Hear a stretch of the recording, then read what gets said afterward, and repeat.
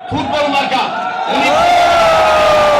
উনি পেয়েছেন 368 ভোট, আর হাবিবুর রহমান দোহা ভুয়া মার্কা পেয়েছেন 223 ভোট।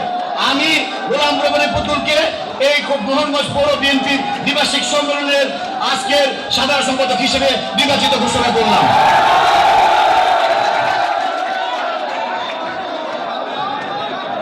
মোহনগঞ্জ পৌরসভার সভাপতি হিসেবে যে ফলাফল আমাদের হাতে এসে পৌঁছেছে, এর মধ্যে জাহাঙ্গীর আলম চেয়ার মার্কা 322 ভোট পেয়েছেন, ছাতা মার্কা ফজলুল হক মাসুম 273 ভোট পেয়েছেন।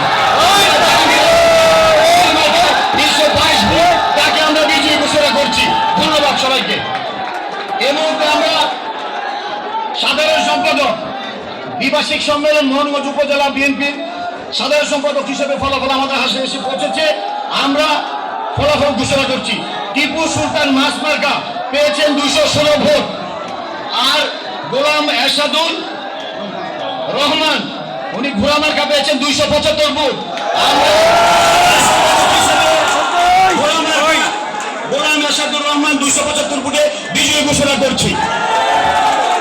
সভাপতি প্রার্থী মোহনগঞ্জ থানা বিএনপি সভাপতি প্রার্থীর ফলাফল আমাদের হাতে পৌঁছেছে।